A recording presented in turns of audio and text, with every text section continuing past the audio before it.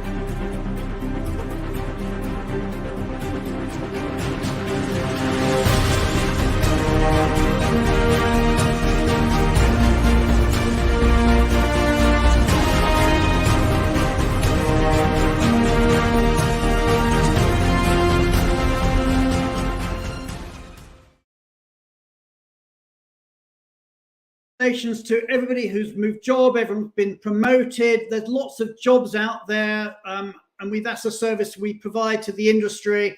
But what we're going to do now is let's just move on to our first section of the show today, and we're going to be talking about immigration. And as ever, I'm delighted to have with us today the great Julia Onslow Cole. So everybody hit the heart button, hit the like button, hit the applause button, and let's welcome onto our stage Julia Onslow Cole.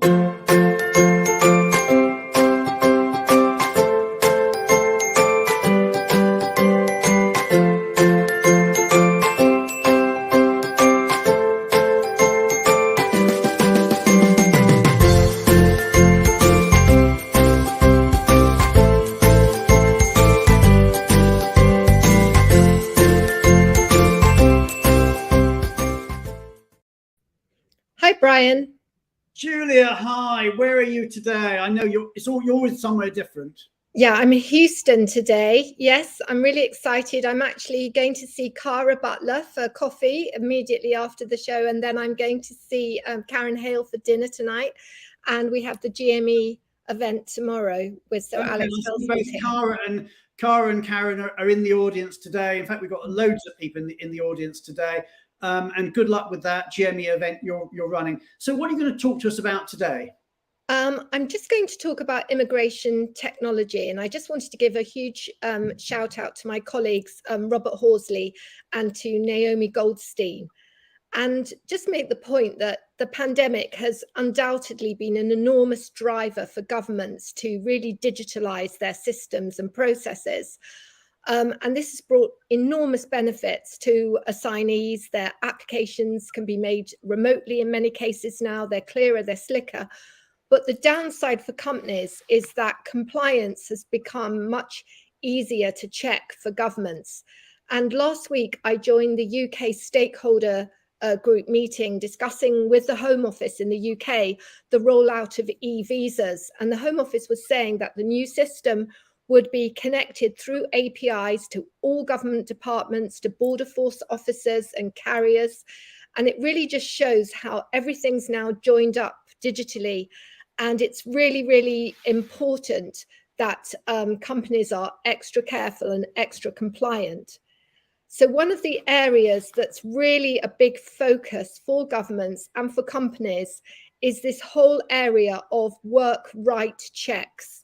So that's employers checking that the people that are joining their company are who they say they are and also have the right to work. And this issue is really, really problematic at the moment. And there's a number of reasons why it's so difficult for companies at the current time. The first is because of the downturn globally, economically, governments want to show that they're protecting resident labour and they're actually more vigilant than ever on work right checks. The second thing is during the pandemic, there were loads of concessions that were given to in all countries about the need to check people face to face. And many companies aren't aware that these concessions are almost in all countries no longer there. We've seen a lot of companies be fined in this area, and we've seen them being fined for using the wrong sort of supporting technology. And the other thing is that often in companies, there isn't any clear ownership of work right issues. And the other thing is that the data we're talking about is of the highest security, so passports. And in addition to all of this, we've seen a lot of fraud identity. So companies are very vigilant checking that the right sort of data is entering their systems. But we've actually seen examples where people have managed to get into companies because they've actually had a false identity. So there is great technology out there to support companies, and Fragment has a fantastic technology which supports I9 solutions. And we also have technologies, as do other providers, that support in this area in lots of other countries, and we can bring that all together into one global service. And we're certainly going to be getting into, later in the show, we're going to be talking a lot about what some of this latest technology can mean for immigration, tax providers, and indeed others in the industry. Yeah, it's a complete game changer. So in the UK, Fragment has just launched its UK technology, and the Home Office are really supportive of having identity service providers to check the situation for UK and Irish citizens. And the technology actually looks at the passport, verifies that this is a real passport, verifies that the person is the person in the passport, and can do a myriad of personal data checks.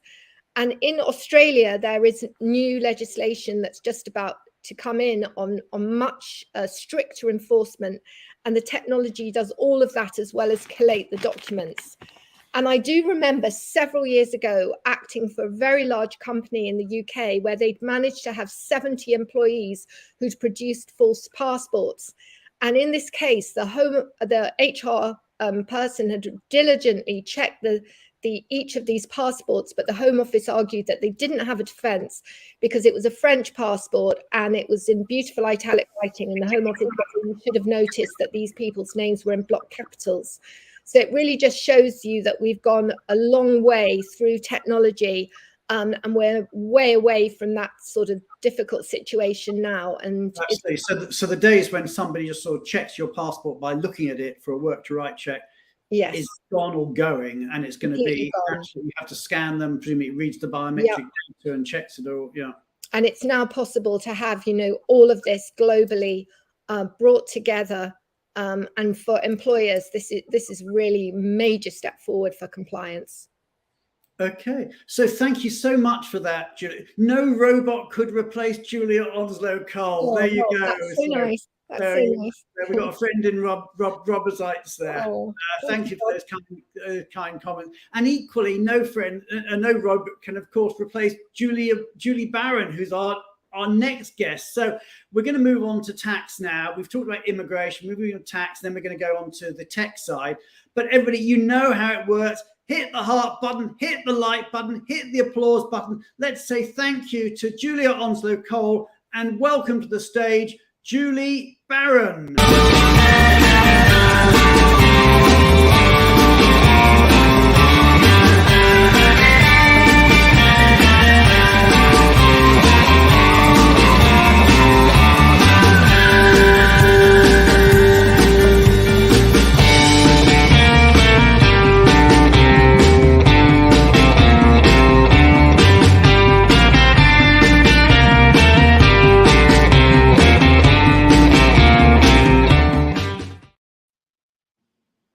Hey, Julie, not a robot. Hello, Brian. I'm not a robot yet. I say that you haven't been shipped, but so anyway, the very human Julie Barron. Where are you taking us, and have you got an assistant to help you on the show today? Yeah, I have an assistant, a very old friend of mine, Mr. Alan Johnson from London. Okay. So he's coming in from London.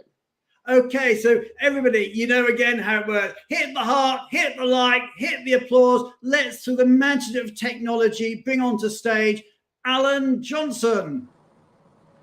Hey, Brian. Alan, how are you doing? Yeah, great, thank you. Great to be here. Delighted and honoured to be part of the show. Okay, so what are you guys going to talk about?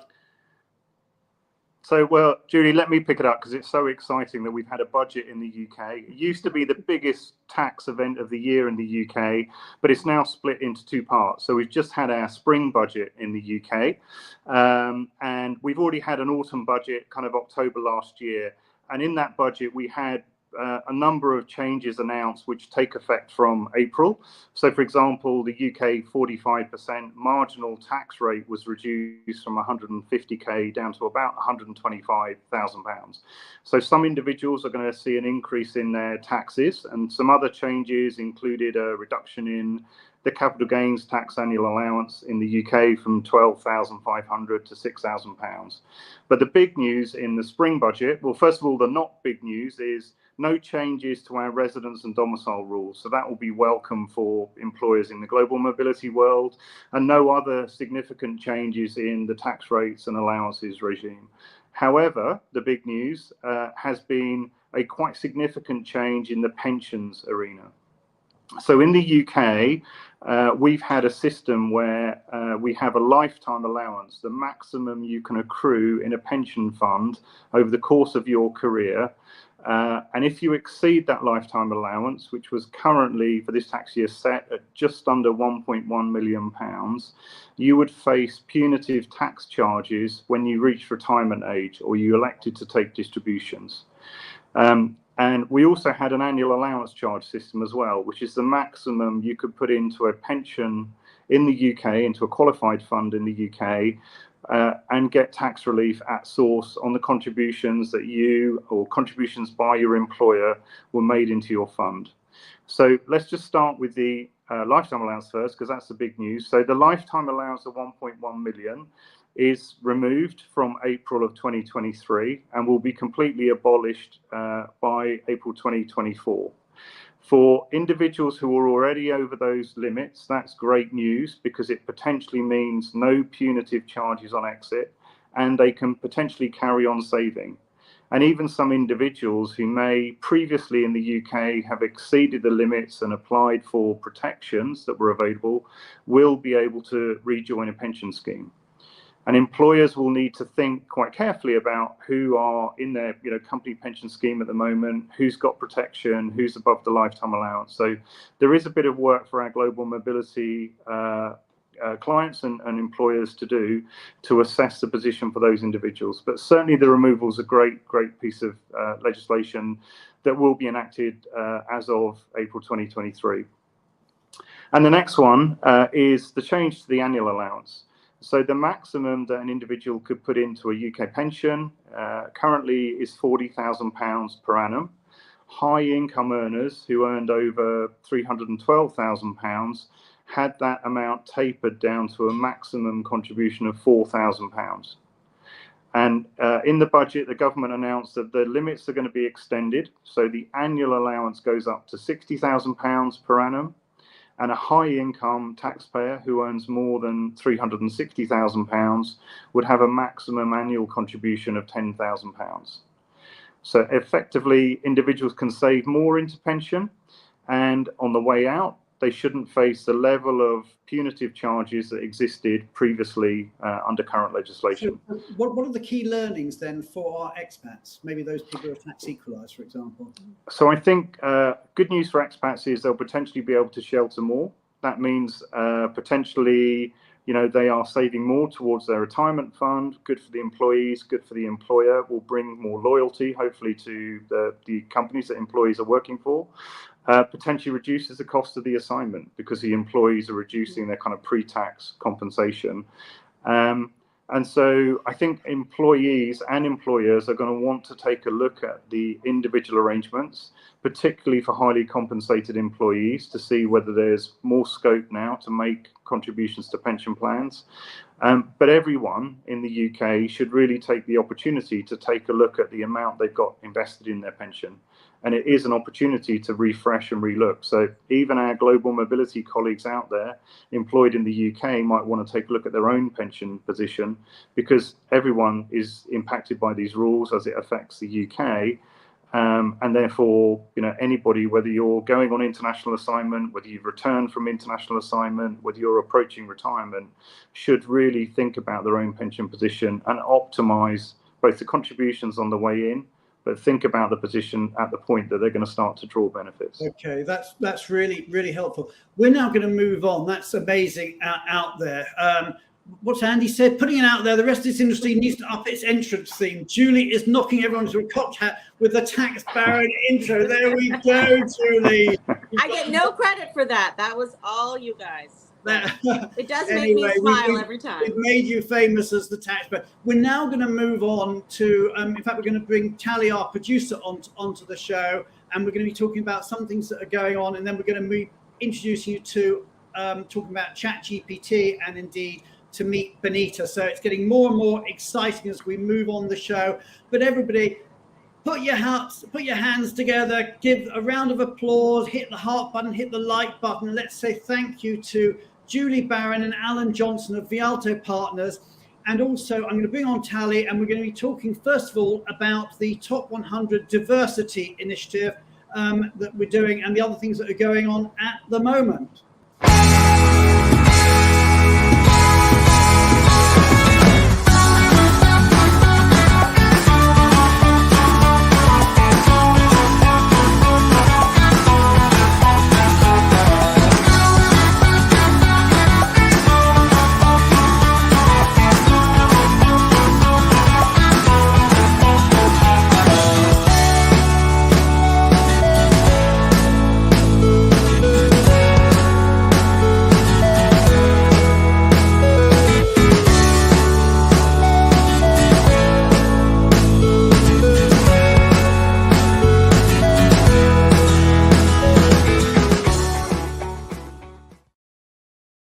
Hello, Brian. Really exciting day. Yeah, we have to be very quick because Benita is already losing her patience at the back. So don't argue with the robot.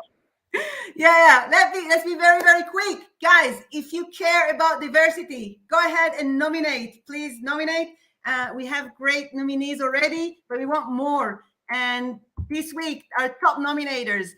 So we have Simon from ITX. who did a big nomination. And we have Sarah from Mott McDonald. Thank you for the two of you. Remember that nominations will close on April 19. And just before I leave, I want to remind you that we have our special draw for every nominator. And that could be vendors, corporate, doesn't matter, whoever nominates, get his name into the draw. So the more you nominate, the more chances you have to be in with us on the big reveal show. So you could win a seat at the big reveal show. So nominate as many people as you can, but make them worthy. So give us people that are really have to do with diversity, that really contribute to this area. That's it, Brian. It was really, really quick, but Benita is already waiting anxiously. No, I'm so excited. So just to let people know how it works, we've got a walk-up video at the moment, and then we're going to bring on stage. First of all, we're going to bring on stage our Benita, our avatar, and then after we've had a little conversation with Benita, we're going to bring on the much more human and wonderful Nitzan Yudan to talk about how GPT and artificial intelligence is going to rock our world and mobility. But I can't believe I'm about to interview a real life. I can't use that phrase. I'm gonna use it anyway because it feels like real life. I'm going to be interviewing a real live robot. So let's just crack on. Okay, let's play the walk-up video and let's bring Benita on stage.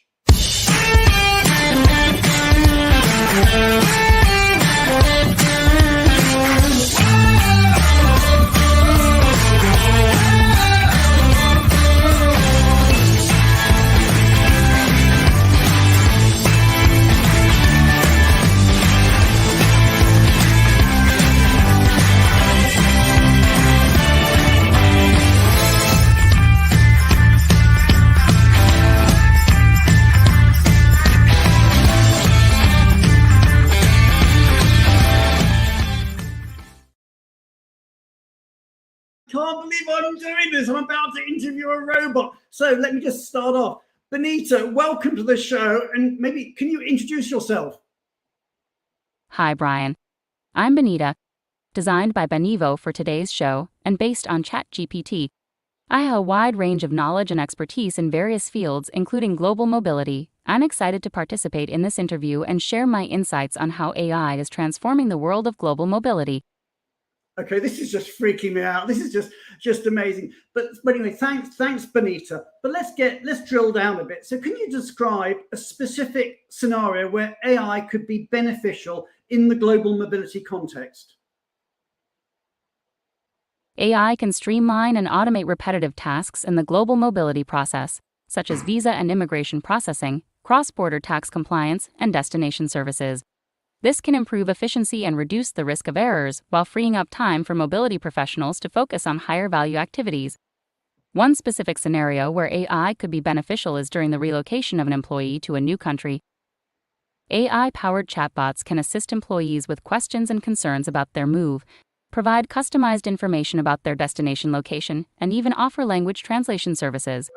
Wow. This can help employees feel more supported and engaged throughout the relocation process, while reducing the workload of mobility professionals who would otherwise need to handle these tasks manually. That's just incredible. So you're talking about things like customized information, you're talking about language translation, you're talking about AI-powered chatbots. But let's just bring it down to the actual work that we do as mobility professionals. How do you see AI transforming global mobility processes? You know what they say, when in doubt, trust the robots. I just love that. Brilliant. AI has the potential to transform the way global mobility is managed by providing mobility professionals with real-time, data-driven insights and recommendations. By harnessing the power of AI, professionals can make more informed decisions, anticipate potential challenges, and optimize relocation outcomes. So while the robots may not be taking over just yet, they're certainly making a big difference in the world of global mobility. The robots may not be taking over just yet. I mean, there's people out there probably saying, "Oh my God, I think maybe they are." This is just incredible. But let's get specifics. I mean, can you give me an example, or a real example of where AI could actually do something that's different? For example, AI can analyze employee data and preferences, such as family size, location preferences, and lifestyle needs, to provide personalized recommendations for relocation. An AI-powered mobility platform could recommend neighborhoods, schools, and amenities based on an employee's interests and priorities. AI can also analyze employee data to identify factors that contribute to successful relocations and those that result in employee turnover. This information can help organizations make data-driven decisions and create more effective talent retention strategies. One more example, Brian. AI can help organizations anticipate potential risks and take proactive measures to mitigate them. An AI-powered mobility platform could monitor news feeds and social media to identify emerging threats, such as political instability or natural disasters, and provide real-time recommendations for employee safety. Wow. So I'm just thinking about this. So you could have things like in the future where someone's going on assignment and AI is saying, maybe going into their Facebook profile, Instagram profile, with obviously with permission, and saying, well, actually, I'm going to give a hyper-personalized recommendation that you've got a kid that likes ballet, a kid that's in swim club, you only want to be near the local church, the local golf club, and this is the right neighborhood, these are the best schools for whatever you want. Hugely personalized. And also, as you said, talking about things like political circumstances, personal safety, and giving that sort of advice. Okay, that's a bit in the future, but what about now? Can you give some examples of AI-powered tools that are out there right now? And I'm going to be a little bit biased here, and maybe you could talk specifically about tools that are being provided by Benivo at the moment. There are a growing number of AI-powered tools and technologies being used in the global mobility industry, including virtual relocation assistance, predictive analytics, and natural language processing. Benivo is a good example of an AI-powered platform that is used in the global mobility industry. Benivo platform provides personalized support for employees during the relocation process, using AI to analyze employee data and preferences to provide tailored recommendations. The platform also uses natural language processing to analyze employee feedback and identify areas for improvement in the relocation process. Additionally, Benivo platform uses machine learning algorithms to optimize the employee experience, providing real-time recommendations and support throughout the relocation process. This can help organizations improve employee retention and reduce the cost and complexity of relocation. Wow. I mean, that is just super impressive. So we've talked about a lot of the opportunities that are out there through AI, but I mean, let's be honest, I think there are challenges too, and certainly there's been a lot in the press and people have been a bit worried about the challenges. So Benita, in your opinion, what are the biggest challenges facing the adoption of AI in global mobility, and how can those challenges be addressed? The adoption of AI in global mobility faces several challenges, including data privacy concerns, regulatory barriers, and the need for skilled professionals to manage AI systems. These challenges can be addressed through effective data management practices, transparency in AI decision-making, and investment in workforce development. Okay, got it. So we talked a bit about some of the challenges that are out there, but I think one of the issues that people are going to be thinking about right now, and I'll be very interested in views of the audience on this, is what about our own jobs? I mean, people work in global mobility. Are we all going to lose our job because of AI, or are our jobs going to be enhanced in some way? So my question for you, Benita, is this. How do you see AI affecting the roles and responsibilities of global mobility professionals in the near future? AI has the potential to significantly impact the role of global mobility professionals in the near future. One key way in which AI is likely to affect their job roles and responsibilities is by automating routine tasks and enabling them to focus on more strategic activities. This could include tasks such as data entry, record keeping, and compliance monitoring, which can be time-consuming and repetitive. By automating these tasks, global mobility professionals can focus their attention on more high-level activities such as analyzing data and developing talent retention strategies. However, the implementation of AI may also require the development of new skills such as data analysis and management and ethical decision-making. As global mobility professionals work with larger amounts of data, they will need to become proficient in data analysis and management tools and techniques. Overall, the use of AI can help global mobility professionals make more informed and data-driven decisions, collaborate more effectively across functions and geographies, and optimize talent retention strategies. Okay, so I think what you're saying is that this will actually help make mobility more strategic. That in some ways, there's a phrase I know Nitzan uses on the show when we chat to him later, is this question of superpowers, is that some of the more basic tasks are going to be dealt with, but we've got to be in a position to be able to manage GPT. And we're going to get into that discussion later on with Nitzan. But one issue there, you raised the question, you used the word ethics in there. And again, that's been another issue that has come out in discussion. So the question I want to ask you is, how do you think organizations can ensure that their AI systems are ethically responsible and secure in the global mobility context? I hear the concern, Brian.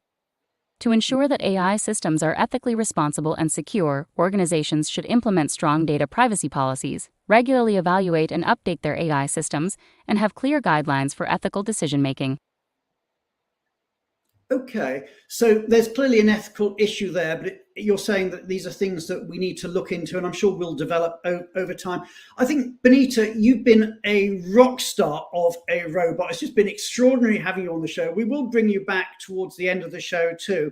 But I just want to say thank you, and thank you. And everybody, if you've loved seeing Benita, do please hit the heart button, hit the like button, hit the applause button. But let's just leave the final word actually in the conversation to you, Benita. So thank you.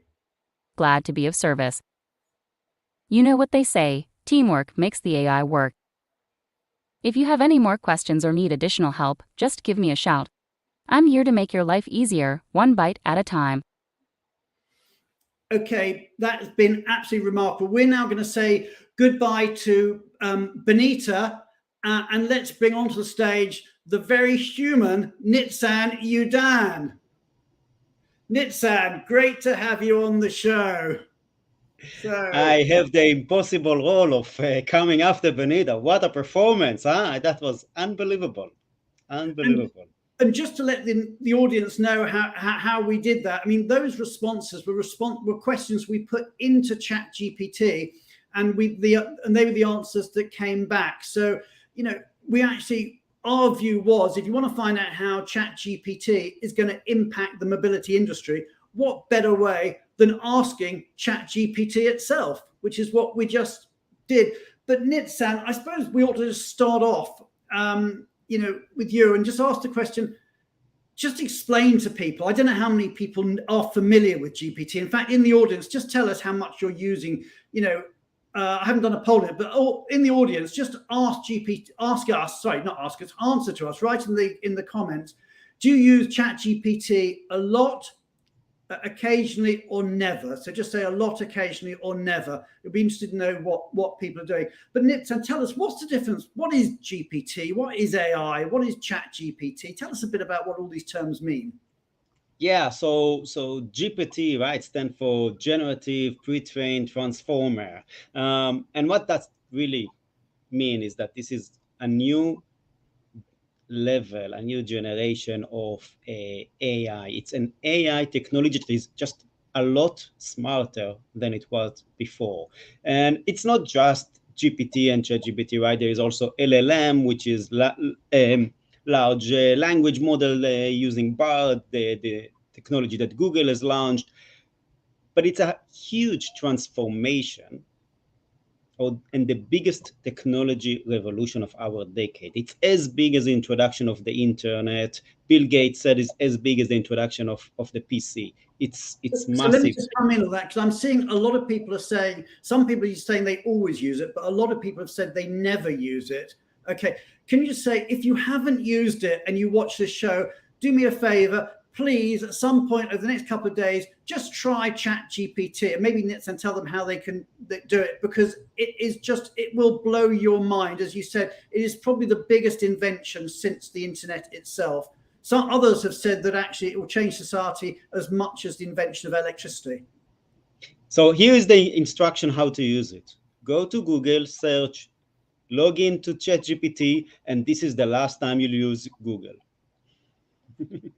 No, I'm joking, of course, but it is it's very simple to start and really open so many opportunities of knowledge. But before we jump into it, just a little bit on the differences between GPT to ChatGPT, right? So GPT is a technology, ChatGPT is a tool that was built using that technology and was trained on almost all the data that is available on the internet. So what's the difference actually between those two, right? So ChatGPT is a tool we can use free, or we can pay a little bit to upgrade that. And when we input information to that, that information is stored with the company that is called OpenAI. So obviously there are some limitation on that, and some things we need to take into account when we share information with that tool.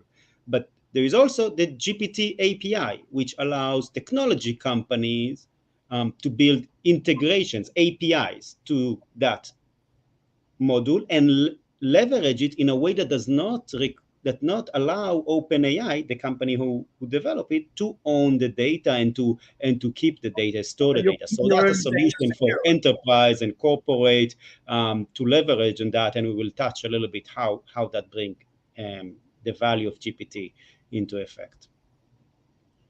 Okay, so got it. So I talked about the phrase when I was talking to Benita about ChatGPT giving us superpowers.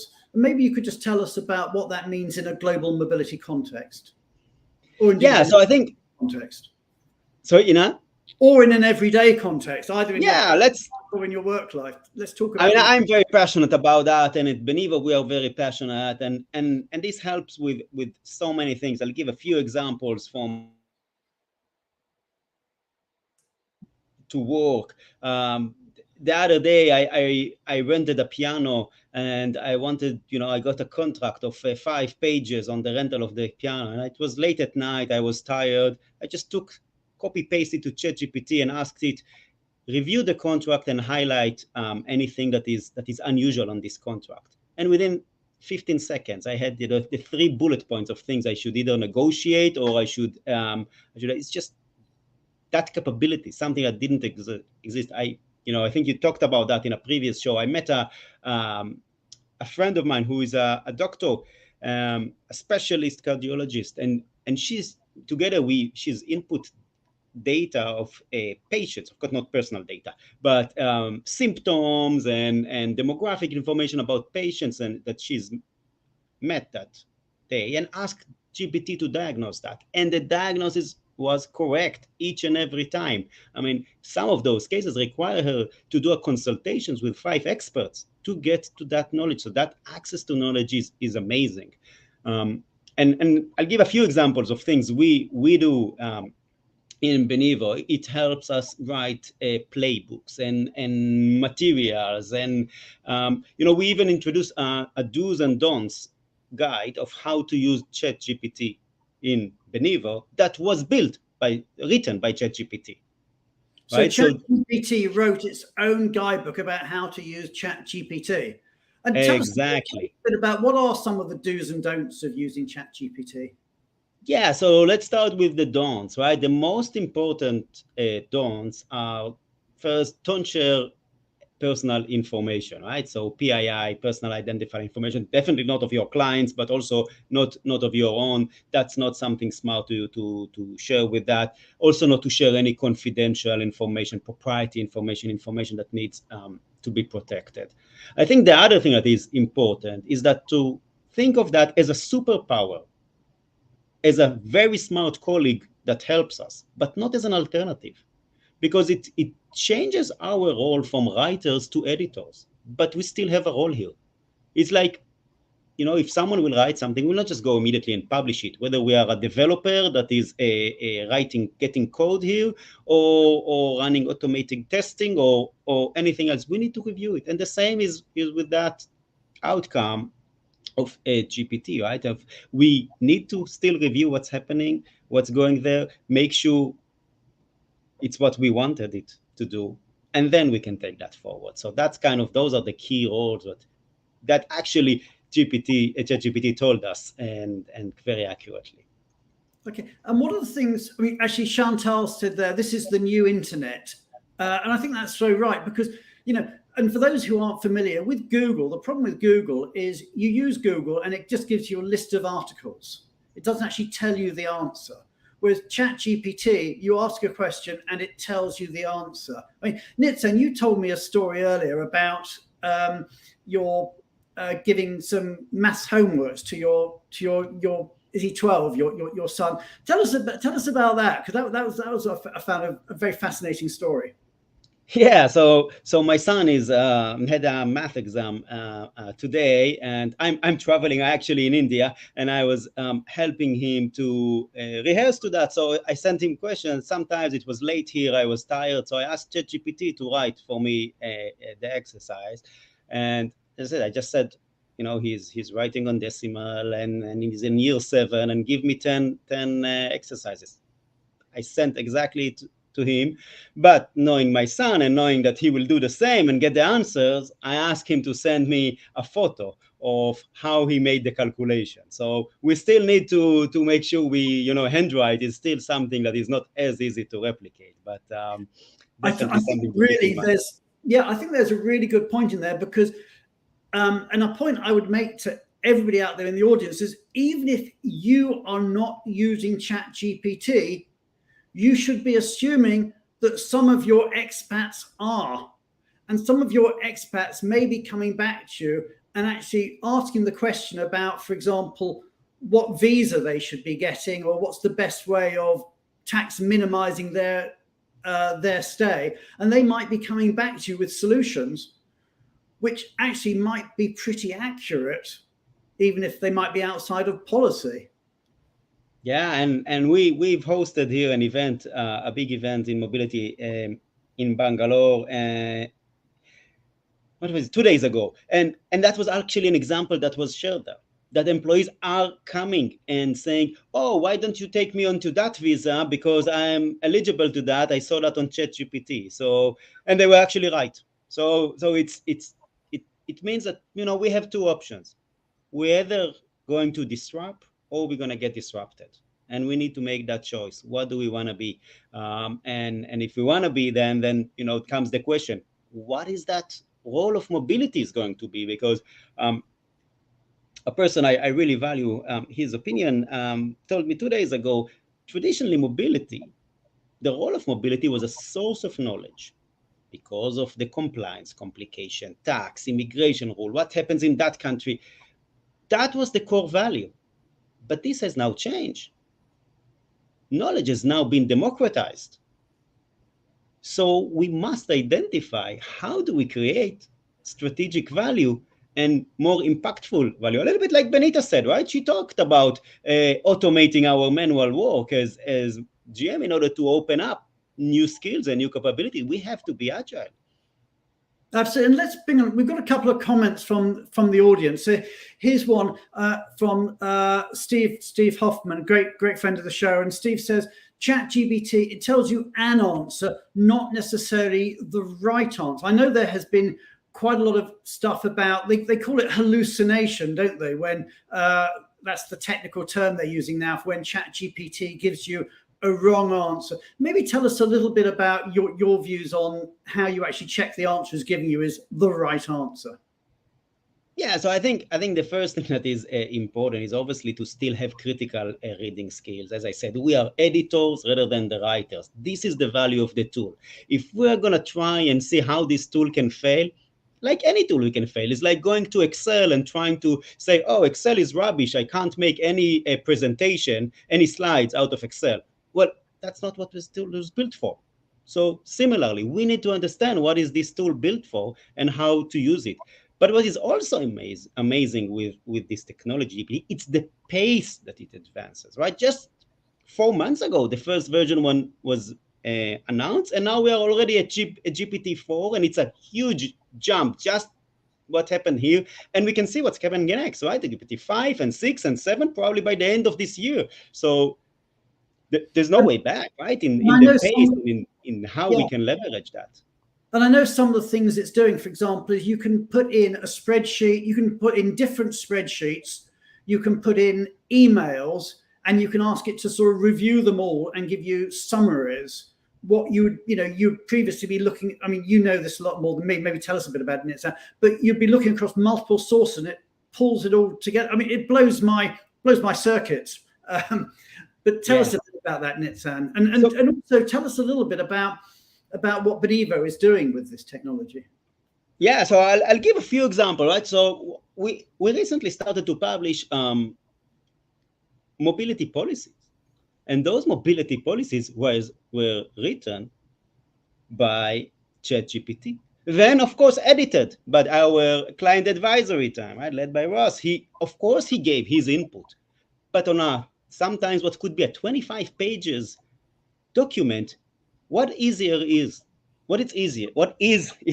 to start with an empty page or to start with already a good structure that you just need to fine tune and edit? It dramatically reduces the amount of time and allowed us to make it into an available resource now for everyone to have these policies, and we're gonna continue and publish similar to that. And then it's taking that also not just as a tool, ChatGPT, but using the GPT technology I talked about in the beginning into our product. And we'll do more shows to actually launch those capabilities. But some of the things we are working on that will be released in the coming weeks are going to be around using qualitative data in ways that were not available before. I've just seen a pilot of us doing that data. I'll give an example. In mobility, we collect scores and satisfactions and survey, and that's great. But really, we can only use the numbers there to try and get an aggregated view. While many times the value is in the comments, it's in the qualitative answer. What we've done is we took 1,000 feedback points of one client, and we've put the feedback without, of course, the PII into GPT, and we got an analysis of the qualitative feedback, telling us the 3 things employees most like about the program and the areas to improve, what needs to be changed, and then be able to further drill down and ask further questions. So that's one thing that I found interesting. And then we took that to the next level, which is what we are introducing very, very quickly, very, very soon, which is about being able to analyze every conversation that the employee is having with each of the vendors or with the mobility team, and then automatically produce a summary of that conversation and analyze it, right? So as a mobility manager, if I want now to know what's happening with an employee, I have access to all the historical back and forth, but I can also see the summary of the key highlights of that conversation, whether it was a call or an email or any way of conversation between. I can see the key points, and then what it also does sentiment analysis on that.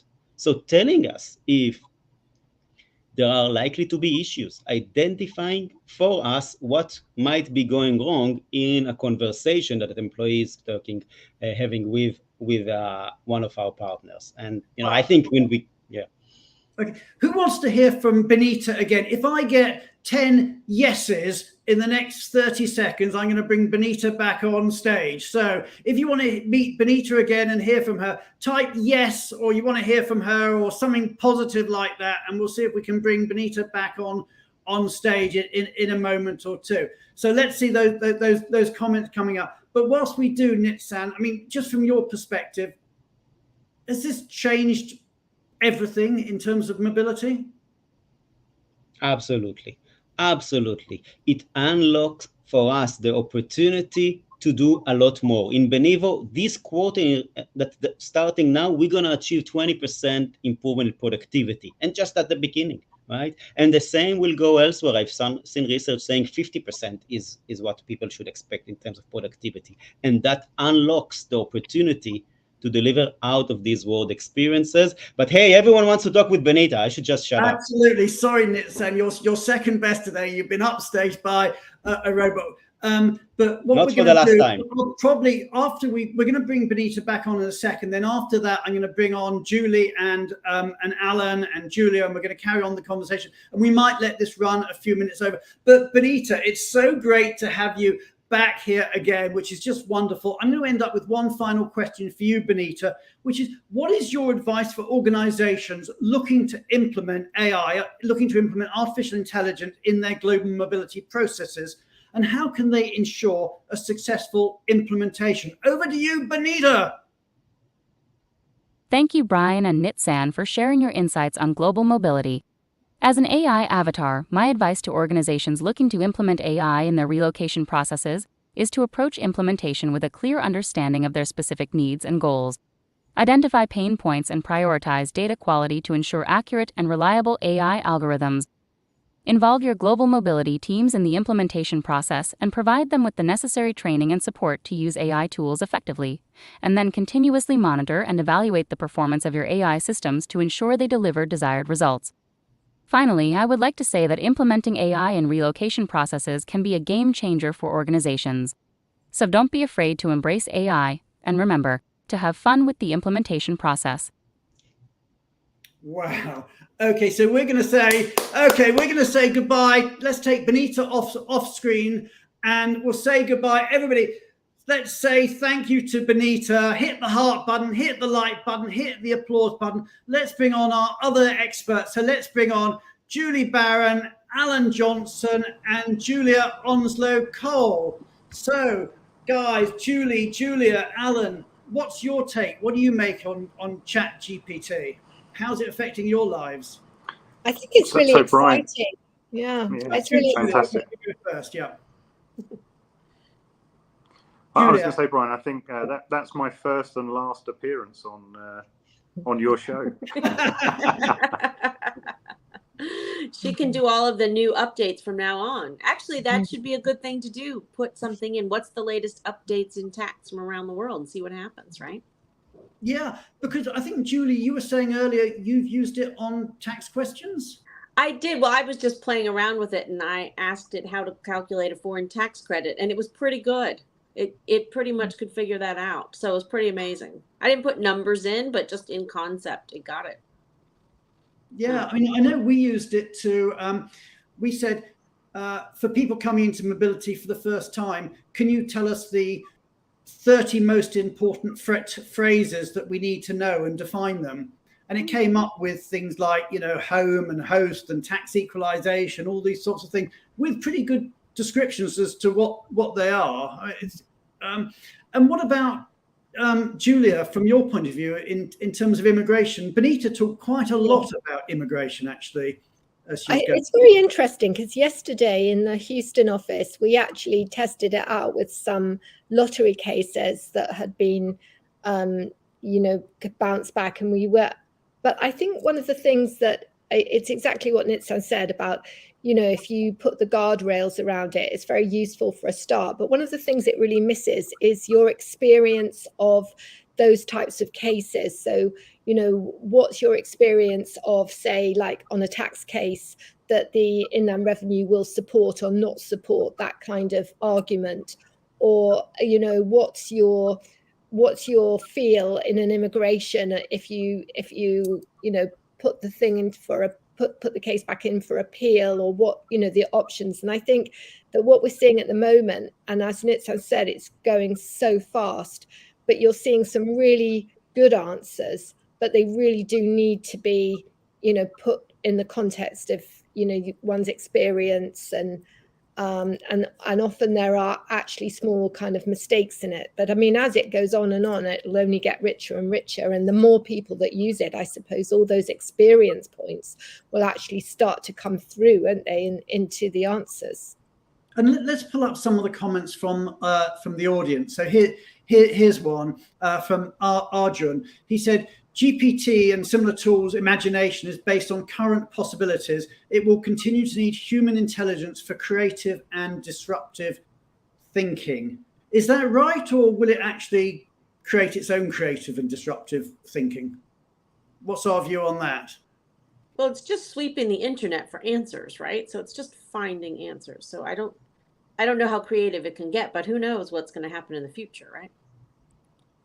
Yeah, but you can get pretty creative by sweeping the internet. For example, correct me if I'm wrong, but the latest version, you could say, whatever, draw me a picture of a man swimming across a stream in the style of Van Gogh. And it would draw a picture like that for you. Stuff that we could, if we were struggling with, it would be hard. Or indeed, Nitzan, we can use it for client presentations, can't we? I don't know if you can tell us a bit about experiences with that. Absolutely, we can, and it creates. So I think there is the difference between it can create visuals, it can create presentations, it can give 10 different ideas for an email subject or an email template. But I agree with Arjun. It doesn't have it. I don't know if that's the next level or not, and that becomes into an ethical discussion. But it doesn't have that spark that of what it doesn't know, right? So it's very, very knowledgeable.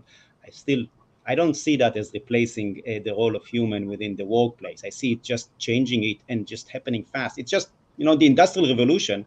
People thought there are going to be no more jobs after, right? I think we are busy enough to know that there are jobs, but they just became very, very different jobs. And a couple of people have made the point. I can see one from I think Carolyn or Devika, and one from Kathy Hine.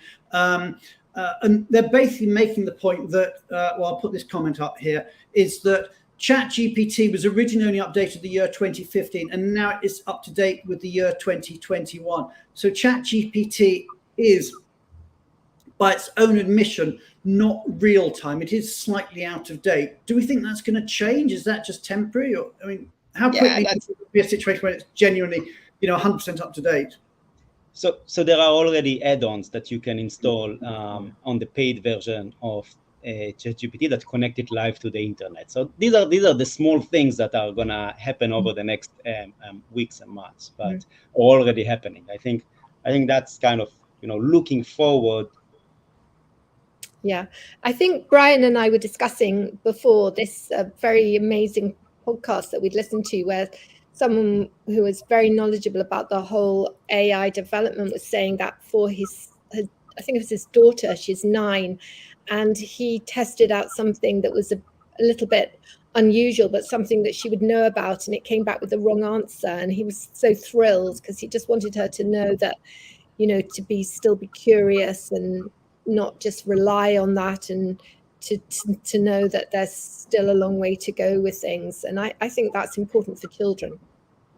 Yeah, I mean, I think Brian. Yeah, sure, go for it, Alan. Sorry, I was just going to pick up on the point Nitzan made earlier. The speed of adoption of the internet was probably something like 20 years, right, before it really gained traction from a standing start. The speed of adoption of ChatGPT is I can't even pronounce the word, infinitely quicker. And I think, it doesn't have cognitive ability yet, but the speed at which this is being developed and the speed at which it's catching up, it won't be long before this is in real time. And, the search capabilities will expand exponentially as well. Yeah. And one of the things with it is that with Google, you have to know the questions you want to ask. With ChatGPT, you don't have to know the question. So, for example, if you're going on assignment to Tokyo, you could just ask it, I'm going on assignment to Tokyo. What question should I be asking?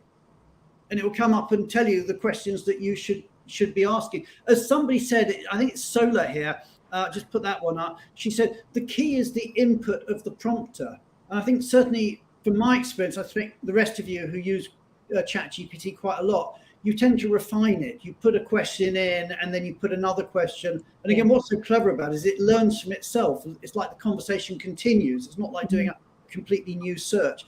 I mean, Julie, what's your experience of that? Well, I've only used it a couple times, but yeah, when I followed up with other questions, it seemed to be learning and seemed to be honing in on the right answer that I wanted, instead of just like a Google search. It's a whole new search every time you type in something in. Yeah. Right? I think John Lee's got a great point, Brian, that we all need let's pull that up. Engineer.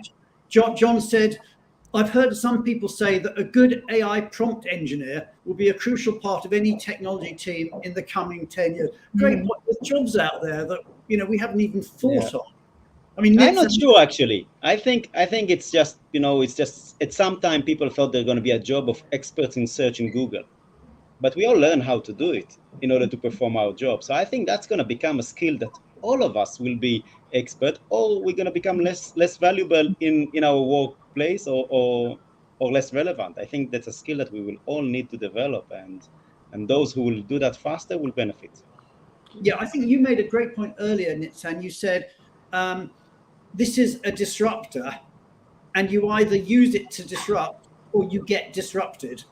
it's almost like a sort of an eat or be eaten moment. I think technically they call it an inflection point, don't they?